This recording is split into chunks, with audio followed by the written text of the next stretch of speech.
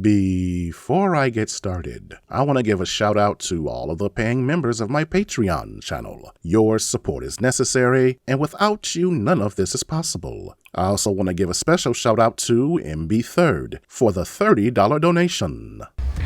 My man. And if you'd like to support the channel directly, Cash App and PayPal are available. Just be sure to let me know in the For section if it's okay for me to thank you publicly, or else I'll assume you want to remain anonymous.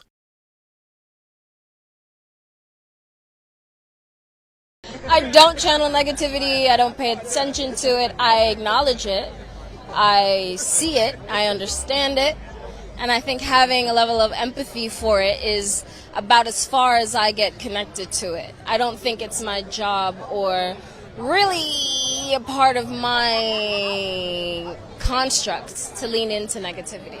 And here we go.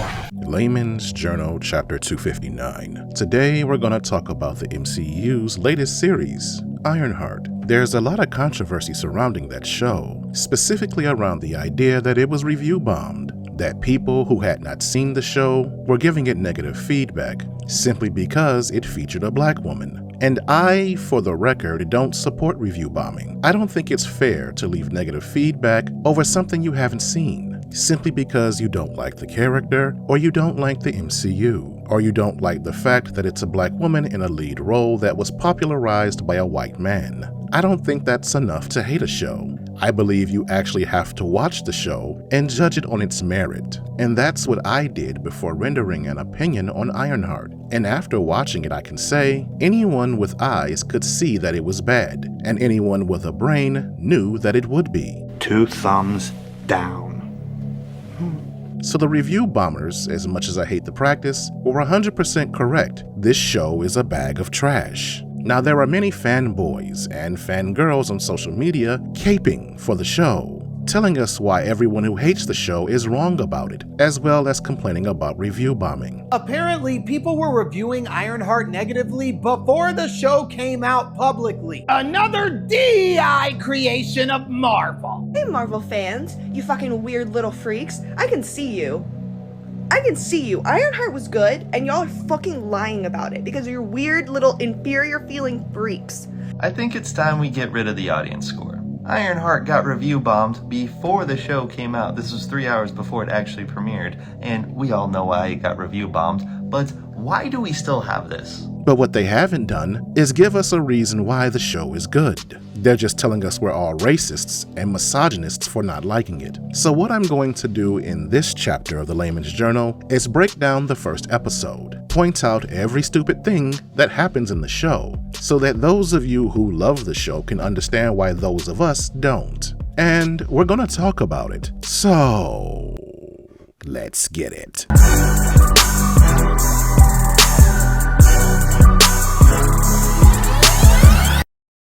So the show opens with a flashback featuring the main character, Riri Williams, and her best friend, Natalie, and they're talking about the things that make them happy. A knife with thorn his hammer. Alright, see, now we gotta cut the video. Shortly after that, the show gives us an update on what Riri has been doing for the past 3 years. You see, this show was announced as a series back in December of 2020, and it was completed in 2022. And it was supposed to debut shortly after Riri's appearance in Wakanda Forever, which was supposed to be December of the same year, to end Marvel's Phase 4. But for the past 3 years, it's been on the shelf, largely because Wakanda Forever was a critical and commercial failure. Yes, it pulled in $800 million, but that was less than half than what its predecessor, Black Panther, pulled in revenue adjusted for inflation. And Riri Williams, according to many fans, was the worst part of the movie. You need to be conscious of the way that you look. Walking around here with that ash on your head. But since earning that prestigious title, Riri has been living her best life, continuing her education at MIT, and being the best thing since sliced bread. And we know this because she tells us. I'm here Because I can be the greatest inventor of my generation. Isn't that wonderful? But there's a problem. Miss Riri, for all of her greatness, doesn't have any money, and thus doesn't have the resources to bring her innovations to life. She can't finish her iron suit. So in order to make ends meet, she decides to earn money by selling assignments to other college students. Now, all of this is radically stupid to me because everyone knows college kids are broke. They don't have any money. So she's not going to make the millions she needs to build a suit. The best she's doing is hustling a couple of $100s. And the thing is, she's already built a functioning iron suit, a prototype in Wakanda. She used it in the battle against the Talokans. But my point is, the Wakandans have infinite money and resources. Not only are they the wealthiest nation on the planet, but they're the most technologically advanced. She could have stayed there and gotten rich working with them instead of struggling in college. And this is one of the many problems I and many fans had with the show. It's the logical plot holes and sloppy writing that makes the show difficult to watch. But getting back to the comedy, Riri unfortunately makes a critical mistake, which leads to her being expelled. You see, Riri enrolled at MIT when she was just 15, and she's been there for almost 5 years. And she's nowhere near graduating because she's only been focused on using the school's resources to build her iron suit. But the school wants her to matriculate, to leave and get a job, and work for someone, which is the last thing Miss Riri wants to do. But the school administrator isn't buying it, and she proceeds to give Riri and us the downtrodden black woman speech. And I work hard to get qualified people like us into seats here, but you're making it impossible. So in other words, she's a DEI hire, an administrator. And I can guarantee you, based on my experience in the world and dealing with women like her, when she says us, she's talking to Riri and only Riri, which means she's talking about black and women, and only black and women, as historically, those programs and hiring managers have never benefited black men. But getting back to the video, the school discovers that Miss Riri was selling completed assignments to other students, so they expel her. You sold completed assignments to students at every school in the area. Cambridge, Providence, New Haven. Quite frankly, you have been a horrible steward of Stark's legacy. Hold on. When the hell was Riri Williams Tony Stark's legacy? She didn't pop up until after he died. If anything, that was Peter Parker. That's who the MCU was grooming as his replacement. And that's the thing that bothers me the most about Miss Riri Williams and this show entirely, because Riri is a shoehorn, a character with unearned greatness that Marvel wants you to believe. They're trying to make her a thing she never was, and a thing she never will be. But getting back to the video, the administrators have security escort her to the lab to gather her things, presumably to ensure she doesn't steal anything, but somehow she's still able to use this opportunity to take the very thing they're supposed to be guarding, the iron suit, without anyone seeming to notice, highlighting another logical plot hole. Why are you guys doing this to Riri? We're just here to make sure she doesn't take anything that's not hers. And you hear that music right there? That's another annoying trope of the show. Whenever Riri does something girl bossy, they play Black Girl Bop. But yeah, she manages to get away with the suit. And here's another thing I find so hilarious. Riri takes the suit and flies all the way from Boston to Chicago without a hitch. But how does that happen? How can an unidentified flying object travel across American airspace halfway across the country without any alarms going off, without any military aircraft intercepting her? Because I remember the same thing happening in the first Iron Man movie, and Tony Stark being shot down by 2 F-22s as a result. Again, this highlights how sloppy the writing is for this show. But in its defense, this is Ironheart, not Iron Man. And of course, Tony Stark didn't have Black Girl Magic. But as Riri is headed home, the AI piloting her suit craps out on her. The suit disassembles, and she crash lands in the streets of downtown Chicago. But in the moments prior to that, we meet Riri's co-stars. And believe me when I tell you, they're like something out of a Blizzard diversity chart. and every bit as ugly. They're a multi-ethnic group of diverse criminals designed to appeal to modern audiences. They consist of 3 women of color, 2 ethnically ambiguous males, and 2 members of the Taste the Rainbow community, and a heterosexual black beta male who serves as the comedy relief. Because God forbid they showcase a competent straight black male who isn't evil or dead. And in this particular scene, they're executing a heist, and everyone looks like a badass except the straight black male. And of course, he screws up the job, forcing the lesbian twins to kick some ass. I am woman, hear me roar, in numbers too big to ignore.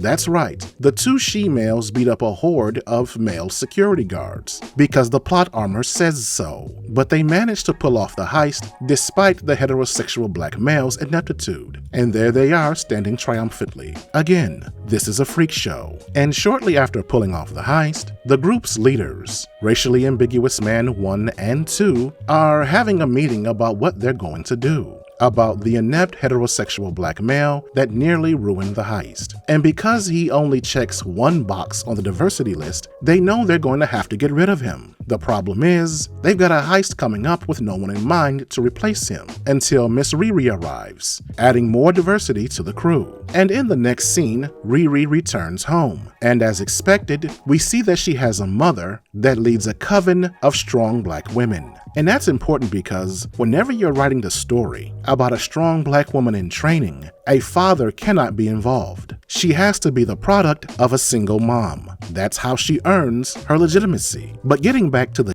show, Miss Riri is hesitant to go inside because she has to tell her mother she was expelled from school. But eventually she does, and it's in this moment we see the trademark black woman sass on display. Just clearing the stank aura that you're drugging with you, don't mind me. Maddie, which crystal is for wise asses who've been kicked out of school? Black obsidian. But suddenly a guest arrives. It's Natalie's older brother. You remember Natalie, Riri's best friend from the beginning? Her brother is also a friend of Riri, and he comes by to visit or rescue her from the Coven's lecture. And the 2 go on a walk where they discuss Riri's future plans. They talk about her time at MIT, why she got kicked out, and that's when Natalie's brother asks if she's going to stay in Chicago. And Riri responds by saying she still has plans to build an iron suit, but she may have to go somewhere else to do it. Does that mean you're gonna stick around Chicago to build it? I need a job that pays. A lab so massive they don't notice if I finesse a resource here or there. Thinking, Dubai? This show is so stupid. Why in the hell would she look for a job in Dubai when she already has a relationship with the government of Wakanda? She can go there anytime. And again, Wakanda, according to the Marvel Universe, is the wealthiest, most technologically advanced nation on the planet. Anyway, getting back to the absurdity, in the next scene, they make a trip to Gary's auto shop. Now, Gary is Riri's stepfather. He and Natalie were killed on the same night by a drive-by shooting, and that mural you see there is to honor them. So it's the next morning and we see Riri going by the junkyard to find some spare parts for her iron suit. And it's in this moment that she meets racially ambiguous guy number 2. He's the co-leader of the heist crew we saw earlier. And he's meeting with Miss Riri to convince her into joining his group, promising big money if she does. But she's hesitant. She doesn't know much about them, but she figures they're into organized crime. However, she really needs the money, so she agrees to take him up on his offer. She agrees to meet with his boss. And next, we see the scene that was popularized by the trailers. Riri has to find a way to break out of an elevator before she dies, while the crew of ugly criminals looks on. But she manages to get out by stripping a live wire with her mouth. What? Which I'm sure wouldn't work well in real life, seeing how it's a live wire. And if you think that's dumb, it gets better. She uses her bare hands and raw strength to pull a railing from the wall. Then she uses the railing to pry open the bottom of the elevator and then proceeds to use her bare hands to force the elevator open. So not only is Riri an engineering genius who is immune to electrical shock, but she's also one of the strongest women alive. That don't make no sense. And after passing the test, she meets with the crew's leader, racially ambiguous guy number 1 who wears a hood, who they call the Hood. And he tries to convince her to join his gang. But Riri, after the elevator test, just wants to leave. However, he is able to compel her to stay by showing her all the money he can offer her. And his speech is persuasive. Riri agrees to join the crew and to have the iron suit ready by tomorrow. And in the next scene, we see her working on the iron suit while listening to the mixtape that Natalie's brother gave her earlier. And it's in this moment we get to see Dominic Thorne's skill as an actress. Hey, Zay. Working a little soon. You got the vocals too? I was in the water. I see her diamonds down there. Now, I don't know what her motivation was for this scene, for those lines, but I laughed on account of how terrible it was. And the first thing I thought of was Tawandi Newton's character in Beloved. But listening to the mixtape causes Riri to have a flashback on what happened on that fateful night when Natalie and Gary met their demise. Shortly after that, Riri decides to build a new artificial intelligence program to replace the one that crapped out on her earlier. Now, building an AI program takes many years and many software engineers, but Riri devises a new method. She scans her brain as a means of programming the AI. However, the process takes about 10 hours to complete. Sorry, folks, that was a mistake. I meant to say 4 hours. It takes Riri 4 hours to complete the artificial intelligence program, not 10. So she falls asleep while the AI software reads her mind. And it's while she's sleeping that she has dreams and memories of her best friend Natalie, again while the computer is scanning her brain. And when she rises in the morning, she sees her best friend back from the dead. Well, not really. You see, the computer took Riri's memories to recreate Natalie in the form of an artificial intelligence, and that's how episode 1 ends.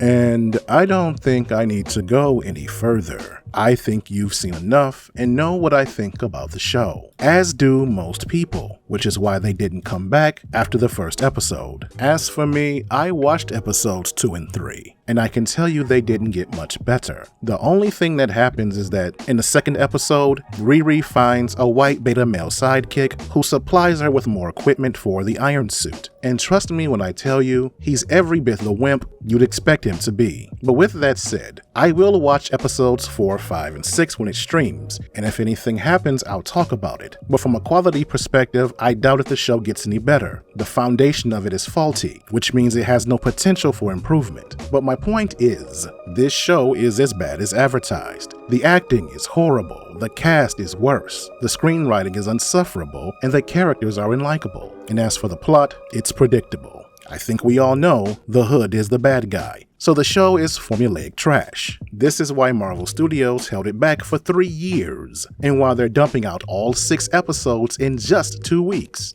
Because they want to get it over with so they can move on. Because Ironheart is a holdover from the woke era of the MCU, an era that they're now running from because it tanked them financially. And as for all those small people on social media trying to defend this garbage, again, they can't tell you why the show is good. Only that you're wrong for not liking it. And if you've watched this video to completion, you now know why the show is trash, in spite of all of their sign language. Shame, insults, guilt, and the need to be right. But I'm gonna let those be my final words. And before I go, please be sure to check out the latest video in my library. Here's a clip.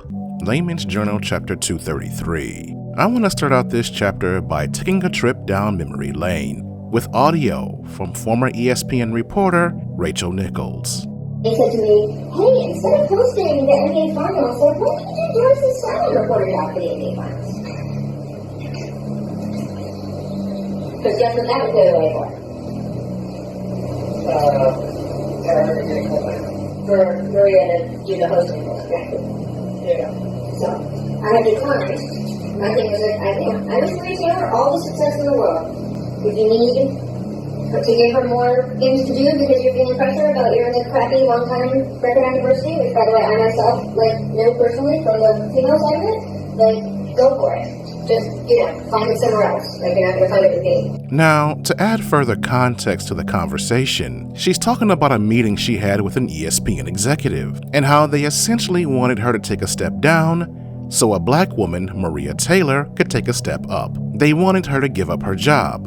And she responds by saying she's all for letting women of color get ahead, but not when it comes to her job. Now, I find that interesting because the same policy that she doesn't want practiced on her, she doesn't mind being practiced on someone else, which of course makes her a hypocrite. Now, keep that in mind as we take a look at these headlines. Wealthy white New York City parents are fighting to keep their local schools segregated. Now, when you're talking about wealthy white New Yorkers, you're talking about wealthy liberals, for the most part. There might be a few conservatives in the mix, but conservatives aren't trying to live in New York City. And to confirm the fact that we're talking about wealthy white liberals, check out this article. Liberal suburbs have their own border wall. Residents of rich blue towns talk about inclusion, but their laws do the opposite. Again, we're talking about rich white liberals. They have a habit of segregating the communities they live in and the schools their children attend, even though they, like Nichols,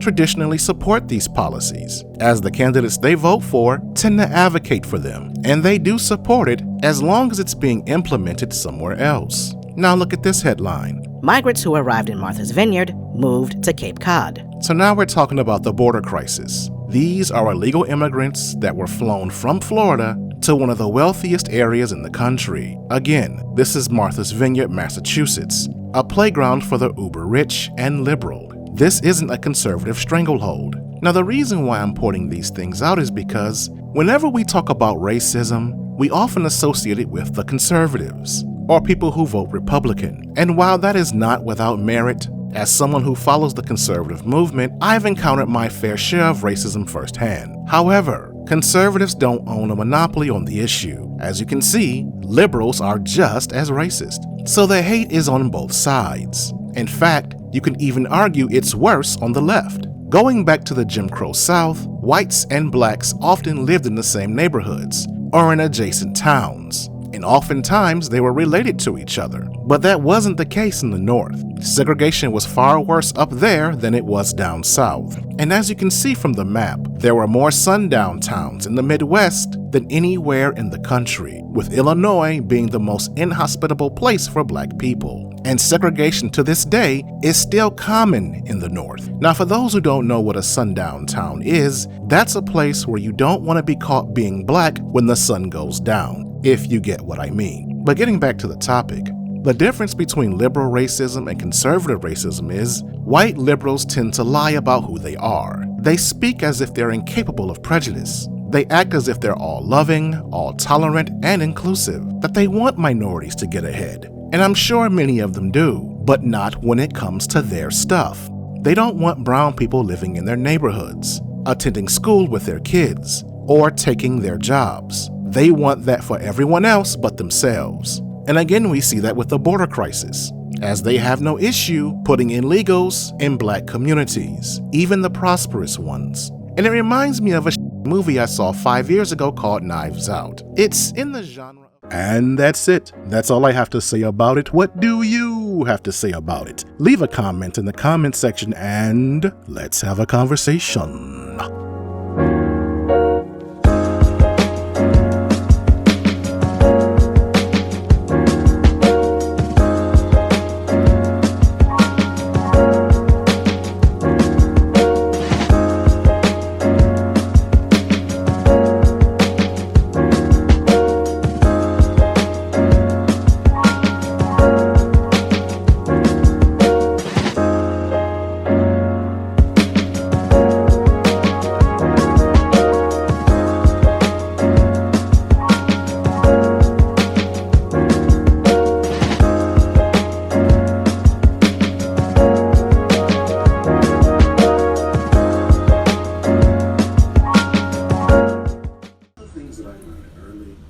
How am I spending my Friday? Some jerk chicken with rice seasoned, red beans, and some bread. Got some red wine over here. And I'm watching Layman's Journal on YouTube. Shout out to the brother Layman. Check him out. I'll leave the link in the description. It's your boy Calvin King. And this is how I'm enjoying my Friday.